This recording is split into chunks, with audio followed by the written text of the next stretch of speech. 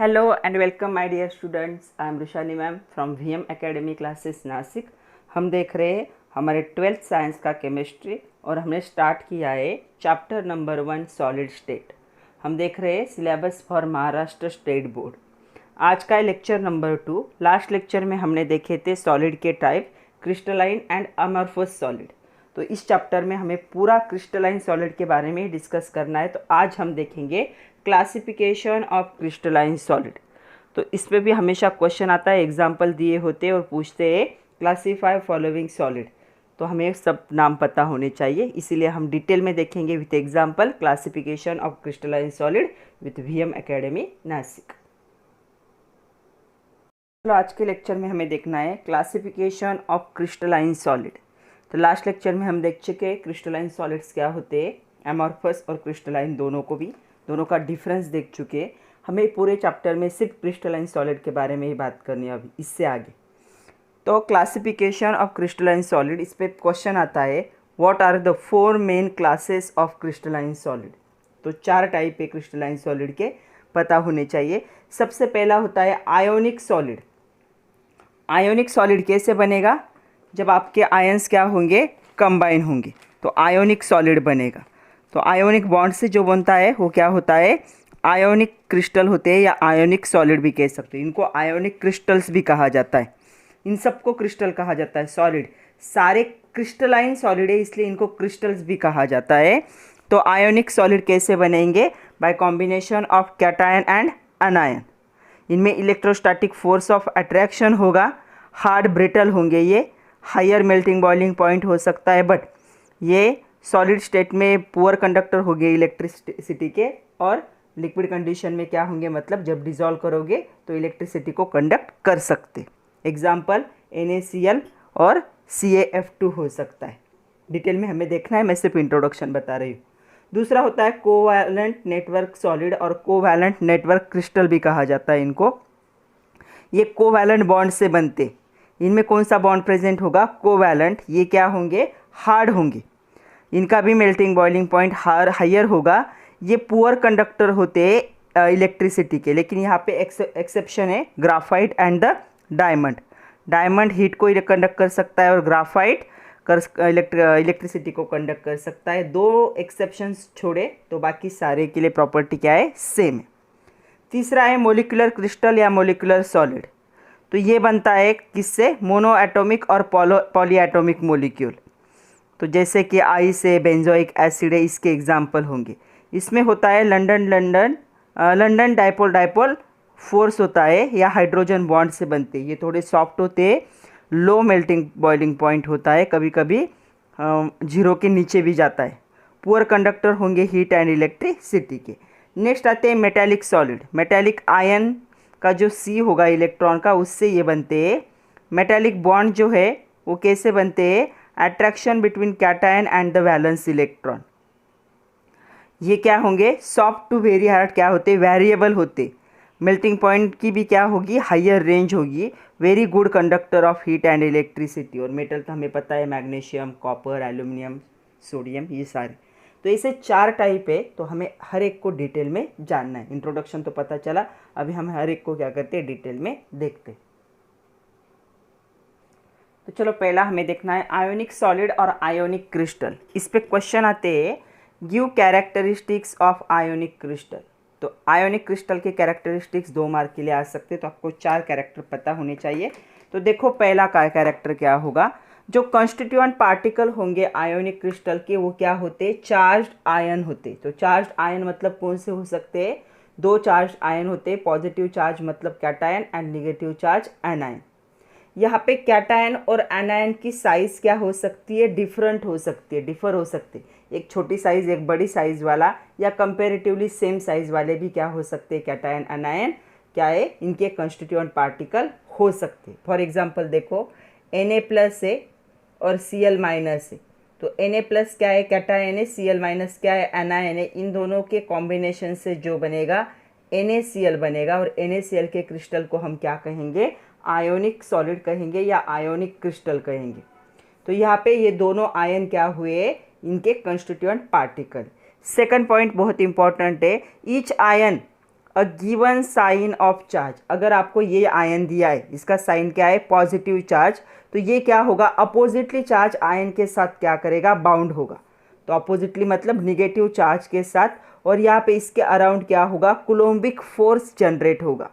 मतलब जो पार्टिकल्स होते हैं आयोनिक सॉलिड के, ये हेल्ड टुगेदर, एक दूसरे के साथ हेल्ड होंगे, बाउंड होंगे by electrostatic force of attraction. Positive and negative charge के बीच में जो फोर्स होता है, उस फोर्स को क्या कहा जाता है, इलेक्ट्रोस्टैटिक फोर्स ऑफ अट्रैक्शन कहा जाता है। तो ये oppositely charge ion, cation anion एक दूसरे से हेल्ड होंगे by the electrostatic force of attraction. तो अपोजिट चार्ज आयन में ये फोर्स होता है। कभी कभी एमसीक्यू में भी आ जाता है, ionic solids are held together by dash dash force. तो आपको पता होना चाहिए इलेक्ट्रोस्टैटिक फोर्स ऑफ अट्रैक्शन। इस फोर्स से ये क्या होंगे, एक दूसरे से अटैच होंगे। मतलब अगर आपको कोई पॉजिटिव चार्ज आयन दिया है तो ये क्या करेगा, निगेटिव चार्ज आयन के साथ कंबाइन होगा और इन दोनों के अट्रैक्शन से यहाँ पे ये क्रिस्टल बन जाएगा। वो क्या होगा, NaCl, और उसी को हम क्या कहेंगे, electrostatic force of attraction. Next point देखो, ये जो आयोनिक सॉलिड होते हैं ये कैसे होते हैं, हार्ड होते हैं और ब्रिटल होते हैं। हार्ड मतलब दिखेंगे तो हार्ड, लेकिन ब्रिटल मतलब अगर ऊपर से नीचे गिर जाए तो टूट जाएंगे, कांच जैसे होंगे। तो हार्ड एंड ब्रिटल होंगे। इनका जो मेल्टिंग पॉइंट होता है वो क्या होता है, हाई होता है।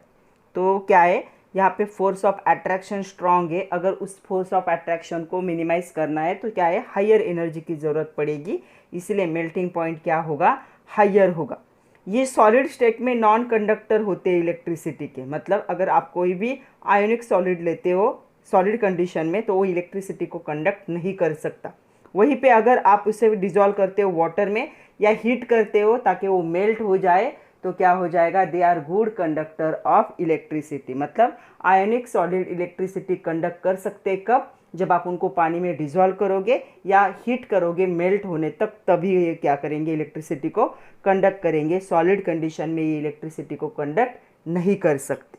तो ये कैरेक्टरिस्टिक्स थे सॉलिड क्रिस्टल के या सॉलिड आयोनिक सॉलिड के और आयोनिक क्रिस्टल के। तो हमने 5 देखे। एग्जाम्पल देखो, तो एग्जाम्पल बहुत इंपॉर्टेंट है, 6 पॉइंट होगा एग्जाम्पल। तो एग्जाम्पल बहुत सारे, जैसे कि NaCl क्या है, आयोनिक सॉलिड है, उसके बाद KCl आयोनिक सॉलिड है। बहुत सारे एग्जाम्पल है, एग्ज़ाम में बहुत सारे एग्जाम्पल पूछे जाते। उसके बाद है CaF2 भी क्या है, एक आयोनिक सॉलिड है।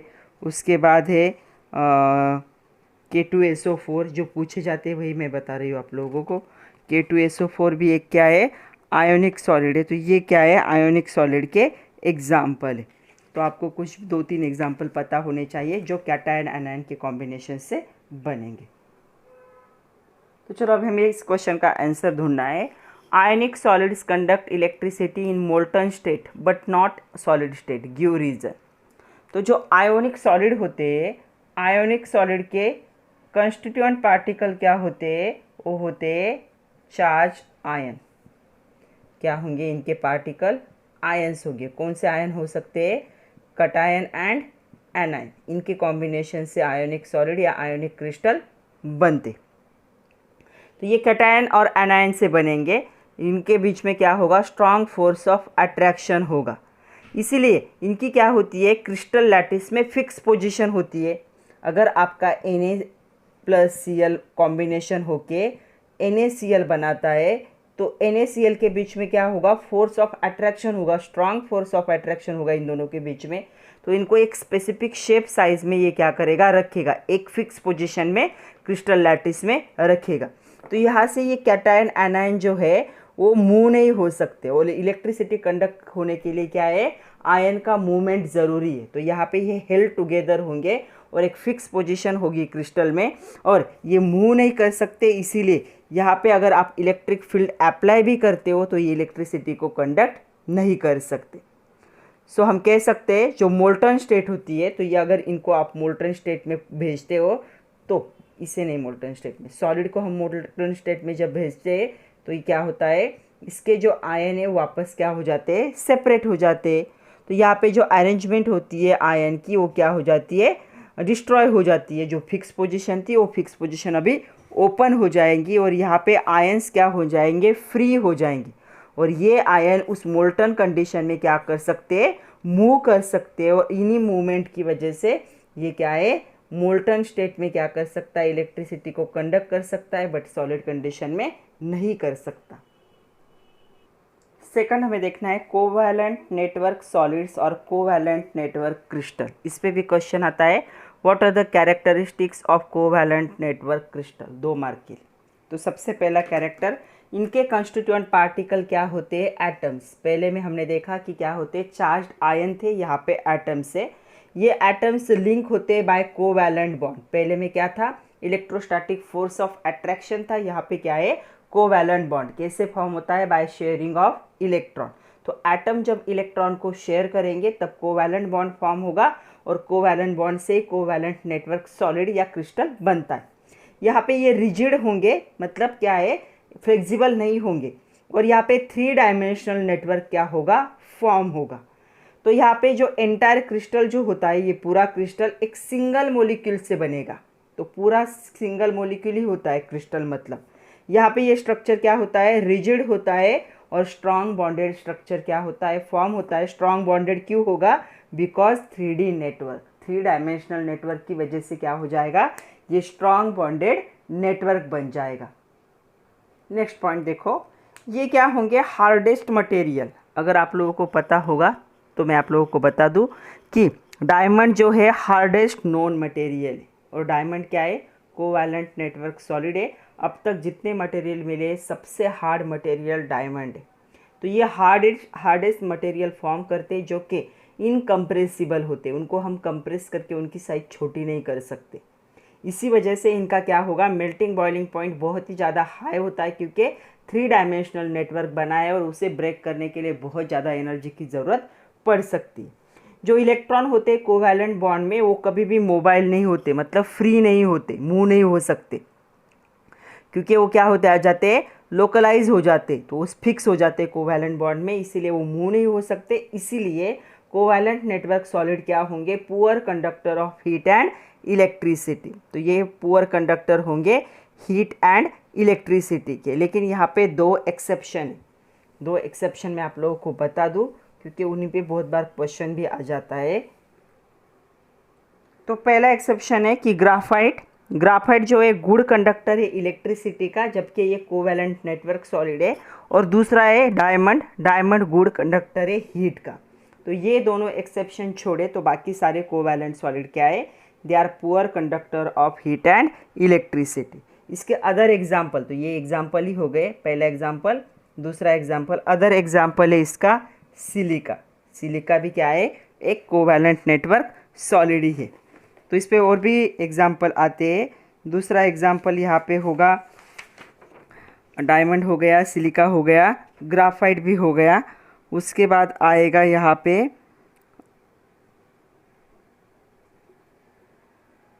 नेक्स्ट एग्जाम्पल है कार्बोरेंडम। ये भी क्या है, एक कोवैलेंट नेटवर्क है। तो सिर्फ कोवैलेंट बॉन्ड को नहीं देखना है बच्चों, क्या देखना है कि एंटायर जो क्रिस्टल होगा एक ही मॉलिक्यूल से बनेगा, एक ही होगा। तो graphite, diamond, silica and the Carborundum, ये क्या है, एग्जाम्पल है नेटवर्क कोवैलेंट नेटवर्क सॉलिड के या कोवैलेंट नेटवर्क क्रिस्टल के। तो इसी पे क्वेश्चन आता है, आपके बुक में ट्राई दिस में दिया है पेज नंबर 3 पे ये question, graphite is covalent solid at soft and good conductor of electricity. कि ये कोवैलेंट सॉलिड है फिर भी सॉफ्ट है और क्या है, गुड कंडक्टर है इलेक्ट्रिसिटी का, एक्सप्लेन करना है।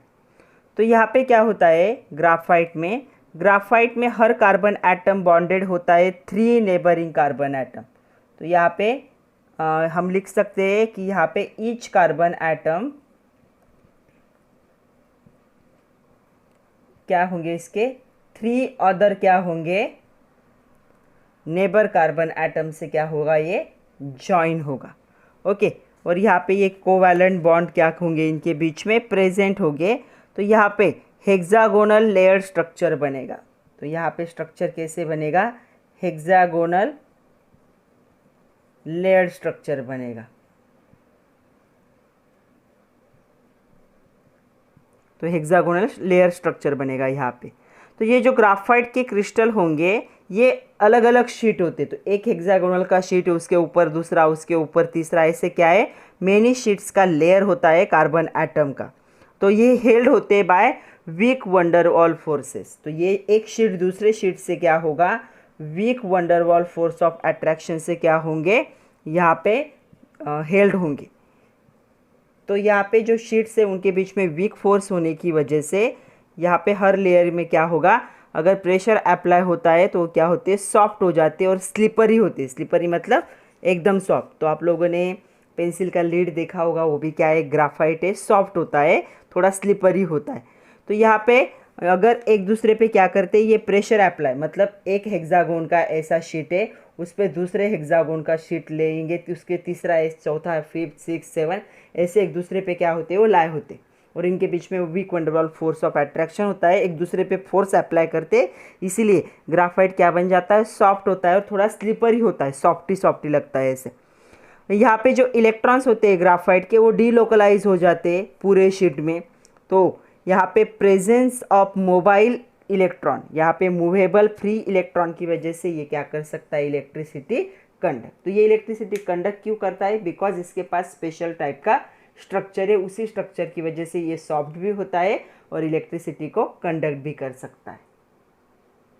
नेक्स्ट क्वेश्चन है कैन यू रिकॉल, आपके भी टेक्स्ट बुक के पेज नंबर 3 पे ये क्वेश्चन दिया हुआ है। तो यहाँ पे देखो जो डायमंड होगा, पहला क्वेश्चन है what are structure of diamond and graphite, diamond और ग्राफाइट का स्ट्रक्चर क्या है। तो सबसे पहली बात, डायमंड और ग्राफाइट का स्ट्रक्चर क्या है, एक 3 डायमेंशनल नेटवर्क है। तो 3D स्ट्रक्चर बनता है जिसमें क्या होगा, sp3 हाइब्रिडाइज कार्बन होगा। तो यहाँ पे कहीं पे भी डबल बॉन्ड नहीं होगा, मतलब कार्बन का हाइब्रिडाइजेशन क्या होगा, sp3 होगा। कार्बन एटम क्या होंगे, जॉइन होंगे एक्सटेंडेड कोवैलेंट बॉन्ड से। तो यहाँ पे कार्बन एटम क्या होते हैं, कोवैलेंट बॉन्ड से क्या होते हैं, एक दूसरे से जॉइन होते। तो कोवैलेंट बॉन्ड से जॉइन होंगे, ये हो गया डायमंड का स्ट्रक्चर। ये क्या है, डायमंड। ग्राफाइट की बात करें, ग्राफाइट जो है ये 2D स्ट्रक्चर होता है, ये शीट जैसे होगा, एक शीट दूसरे पे, दूसरा तीसरे पे, ऐसे क्या होते हैं, ये लाए होते। यहाँ पे क्या होती है, हर शीट में क्या होती है, हेक्सागोनल रिंग बनती है। एक हेक्सागोनल रिंग बनेगी, एक रिंग दूसरे पे, दूसरे तीसरे पे, और यहाँ पे ये क्या करते हैं, यहाँ पे जो फॉर्म होगा वो क्या होगा, sp2 हाइब्रिडाइजेशन। तो कार्बन का यहाँ पे क्या होता है, sp2 हाइब्रिडाइजेशन होता है कार्बन का, और यहाँ पे ये हेल्ड होंगे बाय वीक वंडरवॉल फोर्स। एक रिंग दूसरे रिंग से क्या है, वीक वंडरवॉल फोर्स से क्या होगी, हेल्ड होंगी। तो ये दोनों के बीच का फ़र्क है। ये 3D डायमंड, ग्राफाइट 2D है, यहाँ पे sp3 हाइब्रिडाइजेशन होता है, यहाँ पे sp2, यहाँ पे कोवैलेंट बॉन्ड होता है कार्बन के बीच में, यहाँ पे 2 रिंग के बीच में क्या होता है, weak van der Waals force of attraction होता है। नेक्स्ट क्वेश्चन देखो उसी का है, what are the type of covalent bond those link carbon atom in diamond and graphite. तो यहाँ पे देखो पहले हम डायमंड की बात करें तो ईच कार्बन, तो यहाँ पे मैं ईच लिख रही हूँ, ईच कार्बन क्या करेगा, sp3 हाइब्रिडाइजेशन दिखाएगा। तो हाइब्रिडाइजेशन हम 11th में पढ़ चुके। तो sp3 हाइब्रिडाइजेशन होगा, मतलब ये क्या होगा, लिंक करेगा कितने कार्बन के साथ, 4 मोर कार्बन, मतलब इंक्लूडिंग इट 4 कार्बन। तो ये क्या होगा, लिंक करेगा 4 अदर कार्बन।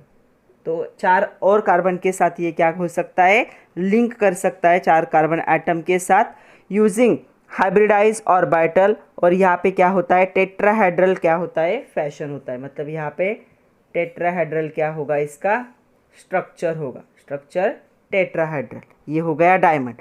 ग्राफाइट की बात करें तो ग्राफाइट में हेक्सागोनल रिंग फॉर्म होती है। तो हर हेक्सागोनल रिंग में क्या होगा, हर हेक्सागोनल रिंग में sp2 हाइब्रिडाइजेशन होगा। हर कार्बन का क्या होगा, sp2 हाइब्रिडाइजेशन होगा। तो हाइब्रिडाइजेशन sp2 होगा। और यहाँ पे ये क्या होगा, हर कार्बन एटम 3 सिग्मा बॉन्ड होंगे इसके पास। ओके, सिग्मा बॉन्ड और पाई बॉन्ड पता है हमें। 3 सिग्मा बॉन्ड होंगे जो अपने नेबरिंग एटम के साथ बनाएगा, और यहाँ पे एक इलेक्ट्रॉन जो 4th इलेक्ट्रॉन है वो क्या होता है, एक पाई बॉन्ड फॉर्म होगा। तो 3 सिग्मा और एक पाई बॉन्ड फॉर्म होगा, तभी हाइब्रिडाइजेशन क्या होगा, sp3। यहाँ पे क्या होंगे, चारों के चारों कौन से बॉन्ड होंगे, सिग्मा बॉन्ड होंगे। तो ये दोनों के बीच का डिफरेंस है।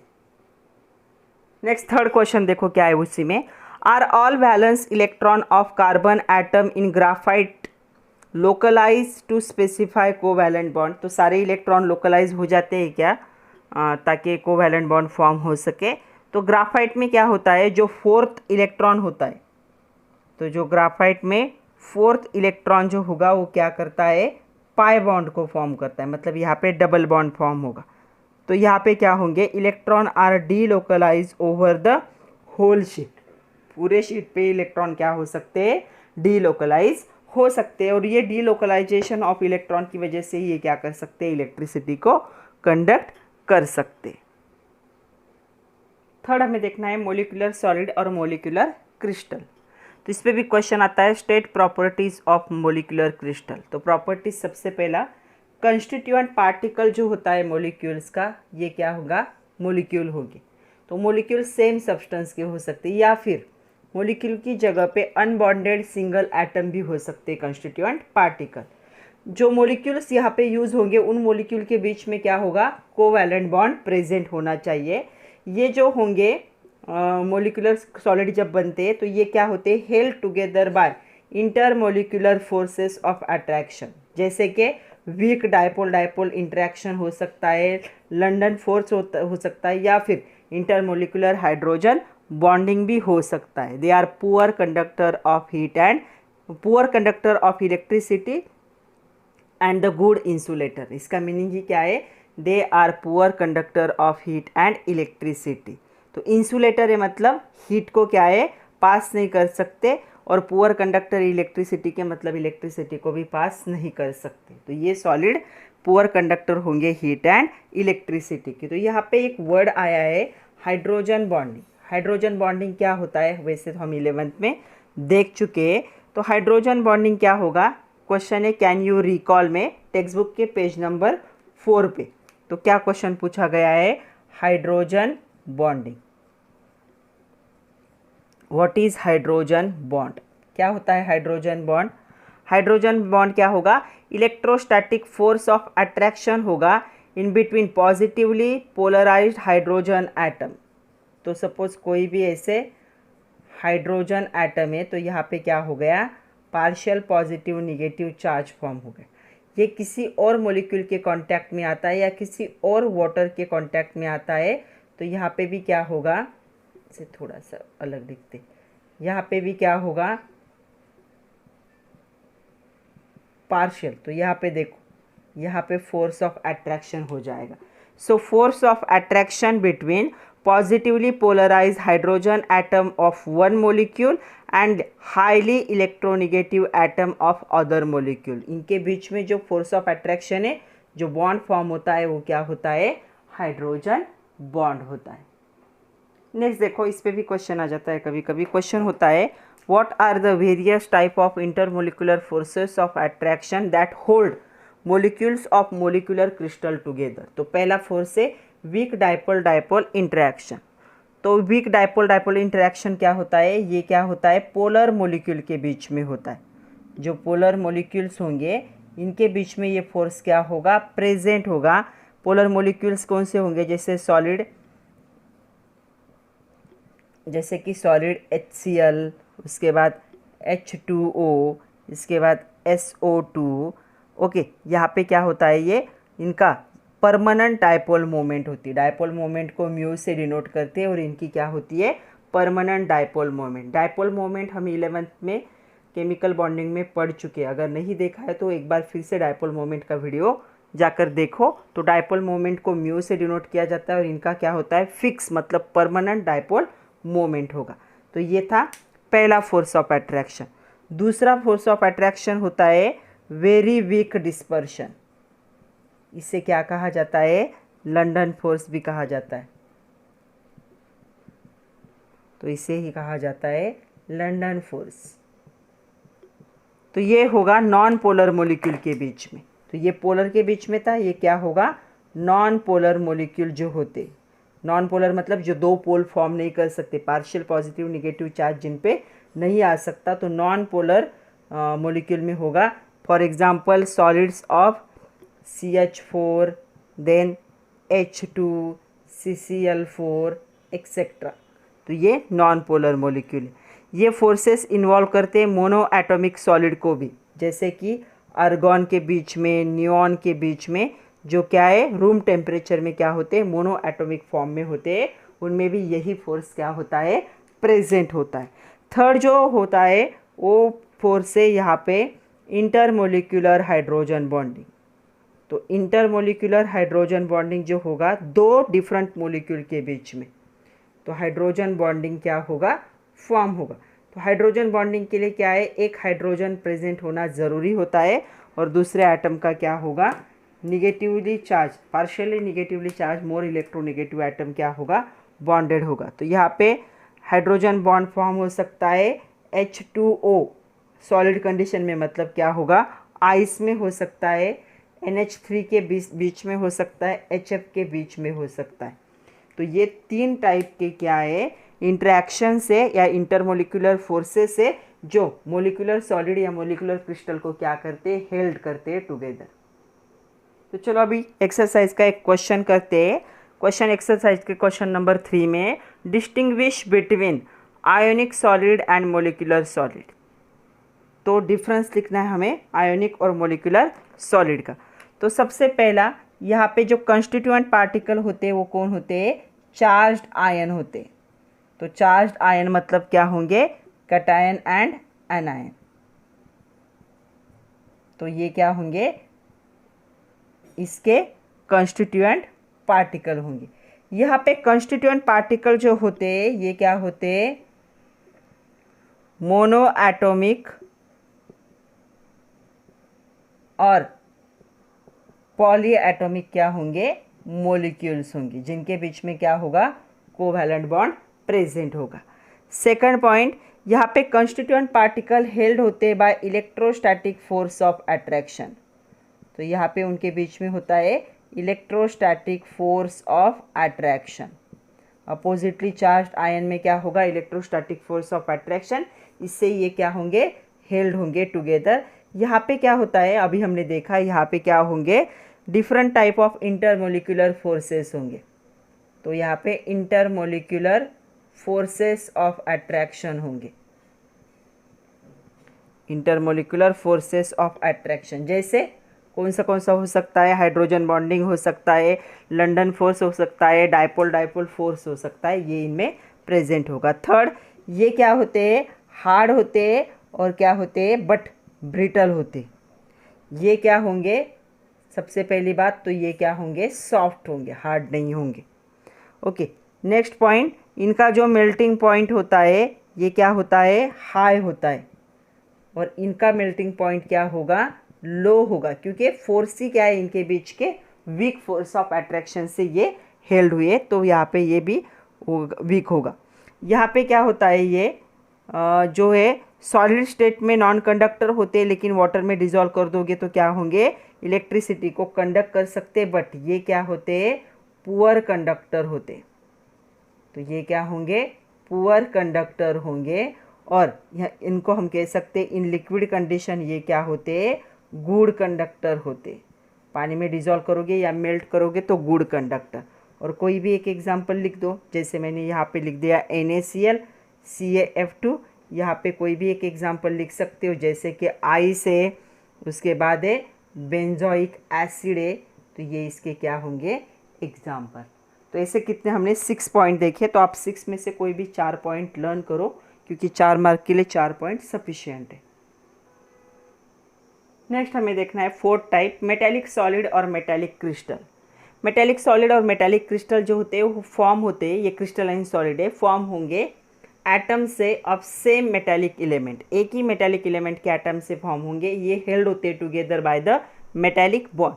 तो मेटल्स कौन से हो सकते हैं, बहुत सारे मेटल आपको पता है, sodium, potassium, calcium, lithium, iron, argon, gold, silver cobalt, platinum, बहुत सारे मेटल्स को आप लिख सकते हो, जिंक, कॉपर, ये सारे मेटल क्या होंगे, इनके सेम एटम से मेटेलिक बॉन्ड से क्या होते हैं, मेटेलिक क्रिस्टल बनते। तो ये जो सॉलिड होंगे इनमें क्या होते हैं, वैलेंस इलेक्ट्रॉन, हमें पता है metals contain the valence electron, outermost shell में 1, 2 या 3 इलेक्ट्रॉन्स मेटल के प्रेजेंट होते जिनको हम वैलेंस इलेक्ट्रॉन कहते हैं। ये वैलेंस इलेक्ट्रॉन क्या होंगे, क्रिस्टल में क्या होंगे, पॉजिटिव चार्ज क्या है, मेटेलिक आयन फॉर्म करेंगे। अगर ये छोड़ के चले गए मेटल को तो क्या होगा, metal positive charge. Suppose sodium का इलेक्ट्रॉनिक कन्फिग्रेशन था 281, तो इसमें से एक इलेक्ट्रॉन चला गया तो पीछे कौन सा रह जाएगा, ये आयन फॉर्म होगा। अगर ये जो इलेक्ट्रॉन से ये अगर डीलोकलाइज हो जाते हैं तो क्या होगा, पीछे आयन क्या होगा, फॉर्म होगा मेटल का। तो ये मेटालिक क्रिस्टल क्या करते हैं, कंसिडर करते हैं array of positive ion immersed in a sea of mobile electron. तो इलेक्ट्रॉन इसके आजू बाजू में होंगे और ये क्या होगा, मेटालिक आयन फॉर्म होगा। तो यहाँ पे अट्रैक्शन होगा किसके बीच में, कैटायन के बीच में और इलेक्ट्रॉन के बीच में। तो इनके बीच में जो अट्रैक्शन होता है इसके वजह से मेटालिक बॉन्ड क्या होते हैं, फॉर्म होते। और जो मेटालिक क्रिस्टल होते हैं उनके एक स्पेसिफिक प्रॉपर्टीज़ होते हैं। मेटल के जितने भी प्रॉपर्टीज़ है वो क्यों है, because of presence of metallic bond. तो जो मेटालिक क्रिस्टल होते हैं उनके बहुत सारे प्रॉपर्टीज़ होंगे, जैसे कि वो क्या हो सकते हैं, मैलिएबल हो सकते हैं। मैलिएबल मतलब आप उनको थिन शीट में क्या कर सकते हो, कन्वर्ट कर सकते हो। उसके बाद क्या होते हैं, वो डक्टाइल होते हैं, सबको पता है डक्टाइल मतलब क्या होंगे, थिन वायर में आप उनको कन्वर्ट कर सकते हो। They are good conductor of heat and electricity, वो गुड कंडक्टर होते हैं हीट इलेक्ट्रिसिटी की, उनको शाइन होती है। बहुत सारी प्रॉपर्टीज़ है मेटल की, वो सारे क्यों है, because of metallic bond. Next question देखो, एक्सरसाइज का क्वेश्चन है, what are the type of particles in each of the 4 main classes of crystalline solid. तो कौन से पार्टिकल्स प्रेजेंट होते हैं, मतलब हमें कंस्टिट्यूएंट पार्टिकल बताने। तो आयोनिक सॉलिड के कंस्टिट्यूएंट पार्टिकल क्या होते हैं, कंस्टिट्यूएंट पार्टिकल होंगे चार्ज्ड आयन, मतलब कैटायन एंड एनायन। तो इनके पार्टिकल्स क्या होंगे, कैटायन एंड एनायंस होंगे कंस्टिट्यूएंट पार्टिकल। ओके, दूसरा है कोवैलेंट नेटवर्क सॉलिड, इनके कंस्टिट्यूएंट पार्टिकल्स कौन होते हैं, एटम्स होते हैं। थर्ड है मेटालिक सॉलिड, इनके कंस्टिट्यूएंट पार्टिकल कौन होंगे, एक तो मोनो एटॉमिक और क्या होंगे, पॉली एटॉमिक। मोनो एटॉमिक और पॉली एटॉमिक मोलिक्यूल्स होंगे, और इन मोलिक्यूल्स के बीच में कोवैलेंट बॉन्ड होना ज़रूरी है। और मेटालिक सॉलिड इनके कंस्टिट्यूएंट पार्टिकल कौन होंगे, इनके कंस्टिट्यूएंट पार्टिकल होंगे metallic ion in sea of electron. Sea of electron मतलब क्या होगा, ऐसे मेटल का आयन प्रेजेंट होगा और आजू बाजू में क्या होंगे, इसके फ्री इलेक्ट्रॉन जो क्या होंगे, मूव होंगे। तो फ्री इलेक्ट्रॉन कहाँ से आएंगे, जो वैलेंस इलेक्ट्रॉन थे मेटल के पास वही वो अपना क्या बना लेंगे, एक पूरा सी, मतलब एक मछली है तो मछली कौन हो गया, मेटल आयन, और पूरा वाटर है उसके आजू बाजू में, वो कौन होंगे, इलेक्ट्रॉन। इसीलिए कहा जाता है metallic ion in sea of electron. तो ये हो गए इनके कंस्टिट्यूएंट पार्टिकल। चलो अभी कुछ एग्जाम्पल देखते हैं। नेक्स्ट क्वेश्चन ऐसा है, give 4 examples of the following. Ionic crystal के 4 एग्जाम्पल। तो आयोनिक क्रिस्टल के 4 एग्जाम्पल है NaCl, K2SO4, कोई भी आयोनिक कंपाउंड आप लिख सकते हो, CaF2 and KCl, CuSO4, MgO, MgCl2, NiCl2, ZnSO4, ZnCl2, सारे क्या है, आयोनिक क्रिस्टल है। कोवैलेंट नेटवर्क के देखो, सबसे पहला इंपॉर्टेंट है डायमंड, सबसे हार्ड मटेरियल ये। उसके बाद आता है क्वार्ट्ज। तो क्वार्ट्ज जो होता है इसे ये सिलिका होता है, SiO2 कहा जाता है। फिर आता है boron nitrate, boron nitride, actually boron nitride, ये भी क्या है, आयोनिक क्रिस्टल, कोवैलेंट क्रिस्टल है। और उसके बाद आता है कार्बोरेडियम, कार्बोरैंडम है, कार्बोरैंडम, तो कार्बोरैंडम, ये 4 आपको याद रखने। उसके बाद मोलिकुलर सॉलिड के एग्जांपल देखो, सॉलिड, सारे सॉलिड होंगे, solid Cl2, solid CH4, solid CO2, solid O2, ये इसके मोलिकुलर सॉलिड के एग्जाम्पल है। देन मेटल के तो सब सारे मेटल इसी के एग्जाम्पल है, sodium, calcium, iron, copper, nickel, zinc, आपको जो भी मेटल पता होंगे सारे मेटल यहाँ पे लिख सकते हो। उसके बाद कभी कभी क्या होता है, क्वेश्चन अलग होता है, classify following solid into different type.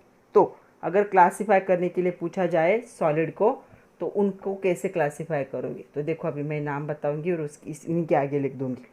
तो सबसे पहले पूछा जाता है अमोनियम फॉस्फेट। अमोनियम फॉस्फेट क्या है, तो अमोनियम फॉस्फेट है आयोनिक सॉलिड।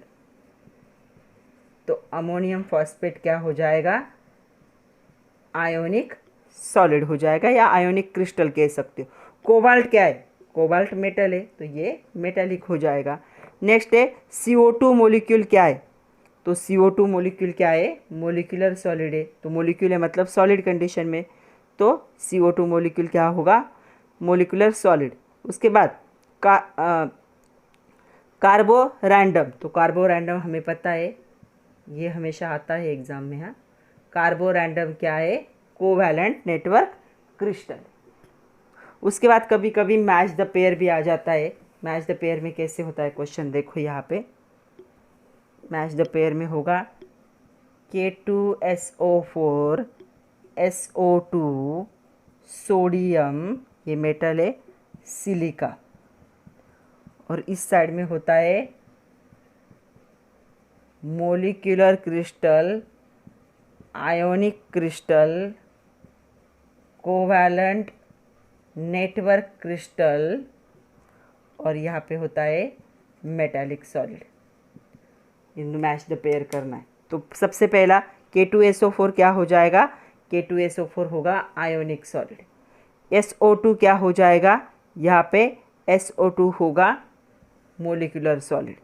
उसके बाद सोडियम क्या होगा, मेटालिक, और सिलिका क्या है, कोवैलेंट नेटवर्क। तो ये सभी एग्जाम में आ जाता है। नेक्स्ट क्वेश्चन देखो, आपके एक्सरसाइज का क्वेश्चन है। क्वेश्चन ऐसा है, a solid is hard, brittle and electrically non conductor. एक सॉलिड है जो हार्ड, ब्रिटल है और इलेक्ट्रिकली क्या है, नॉन कंडक्टर है। इट्स मेल्ट कंडक्ट इलेक्ट्रिसिटी, लेकिन अगर उसे मेल्ट करते हो तो ये इलेक्ट्रिसिटी कंडक्ट कर सकता है। What type of solid is it, ये कौन से टाइप का सॉलिड है, मतलब हमें प्रॉपर्टीज़ बताई गई है और हमें पूछा गया है कि ये कौन से टाइप का सॉलिड है। तो सबसे इम्पॉर्टेंट बात आंसर आएगा, ये कौन सा सॉलिड है, आयोनिक सॉलिड। क्योंकि आयोनिक सॉलिड क्या होते हैं, हार्ड होते हैं, ब्रिटल होते हैं, सॉलिड कंडीशन में वो क्या होंगे, नॉन कंडक्टर होंगे इलेक्ट्रिसिटी के, बट जैसे ही आप उनको क्या करोगे, मेल्ट में कन्वर्ट कर दोगे, ये इलेक्ट्रिसिटी को कंडक्ट कर सकते हैं, क्योंकि आयन क्या हो जाएंगे, फ्री हो जाएंगे।